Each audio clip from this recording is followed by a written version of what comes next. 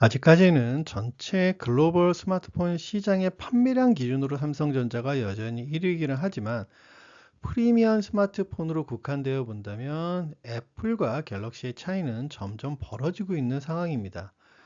요 몇 년을 보면 갤럭시 브랜드의 주력 모델은 프리미엄인 S가 아니라 중가 모델인 A가 되어 있습니다.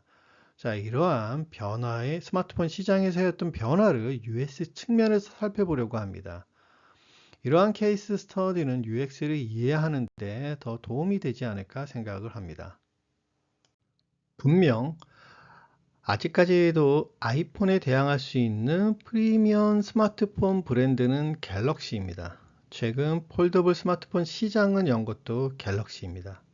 그런데 폴더블 폰인 갤럭시 Z 폴드 플립의 성공에도 불구하고 글로벌 프리미엄 스마트폰 시장에서 아이폰과의 차이는 더 커지고 있습니다. 그러면 이러한 이유는 무엇일까요? 초기에 국내에 아이폰 3GS가 출시되었을 때 기존 피처폰이나 PDA와 다른 스마트폰으로서 굉장히 충격적이었습니다. 그리고 기존의 어떤 피처폰에서 1위인 노키아나 2위인 삼성전자, 3위 LG전자는 아이폰의 혁신을 이해하지 못하는 관계로 어려움을 겪게 됩니다. 그러나 이러한 아이폰의 혁신 또한 스티브 잡스 사후 사그러들기 시작합니다. 이제는 아이폰은 갤럭시가 아이폰에 대항하기 위해 선택한 더 큰 화면의 다양한 버전의 아이폰을 판매하고 있습니다.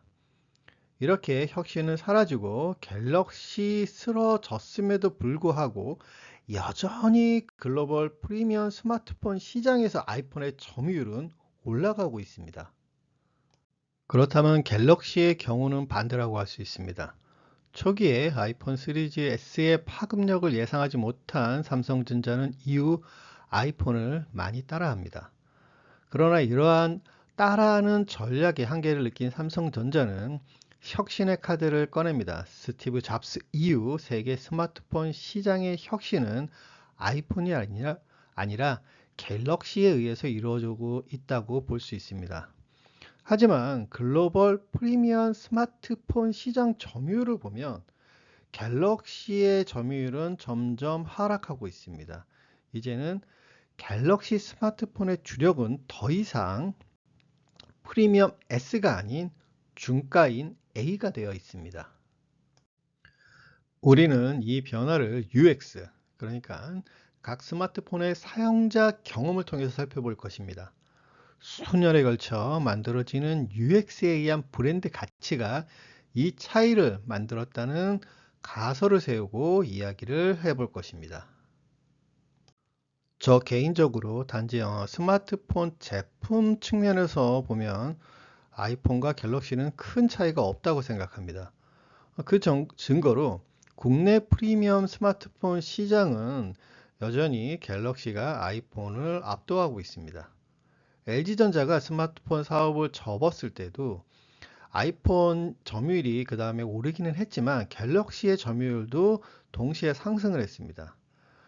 여전히 iOS의 기능은 국내에서는 제한적이고 애플 점유율이 낮은 국내에서는 아이폰이 어떤 생태계를 이용한 확산에 한계가 있을 것입니다.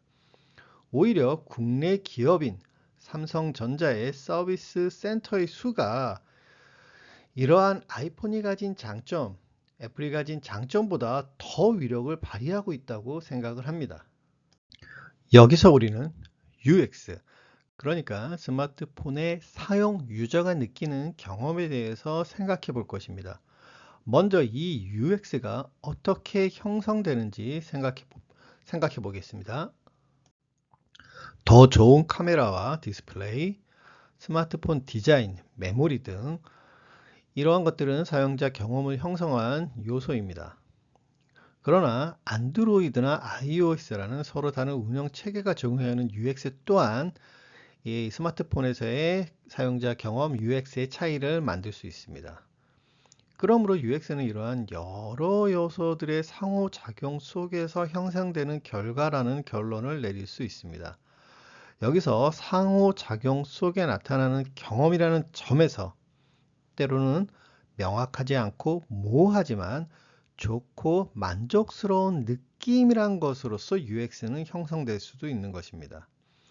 특히 스마트폰과 같이 기술적으로 일반 소비자들이 이해할 수 없는 것들이 많은 첨단 제품의 경우에 UX는 충분히 전체적으로 어떤 감성적인 것이란 것이 더 설득력 있어 보이기도 합니다.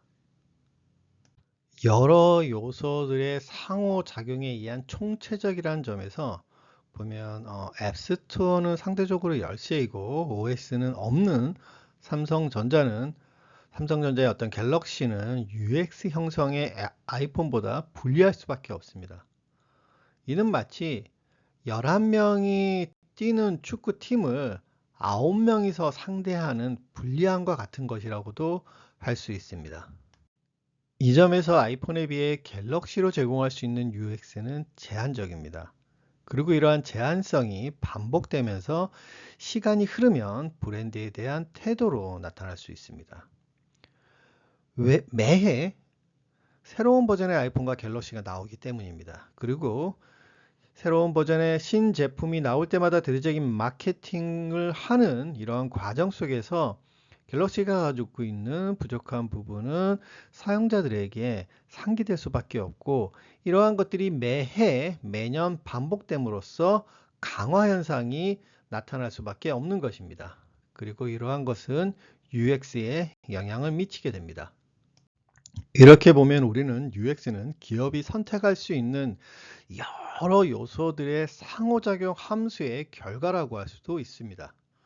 이 상호작용을 통해 사용자가 느끼게 되고, 이 느낌이 쌓이고 쌓여서 브랜드가 되는 것은 이미 우리가 잘 알고 있는 사실입니다. 이 점에서 스티브 잡스 이후 혁신이 멈춘 애플의 프리미엄 장악력이 더 커진 이유라고 설명될 수 있습니다. 바로 이것은 시간의 힘인 것입니다. 이는 9명이 뛴 팀의 체력이 시간이 지날수록 11명이 뛴 팀보다 더 빨리 소진되는 것과 같습니다. 자, 오늘은 조금 다른 관점에서 UX를 정리하면서 UX에서 브랜드 가치로 이어지는 부분에 대해서 한번 이야기해 보았습니다.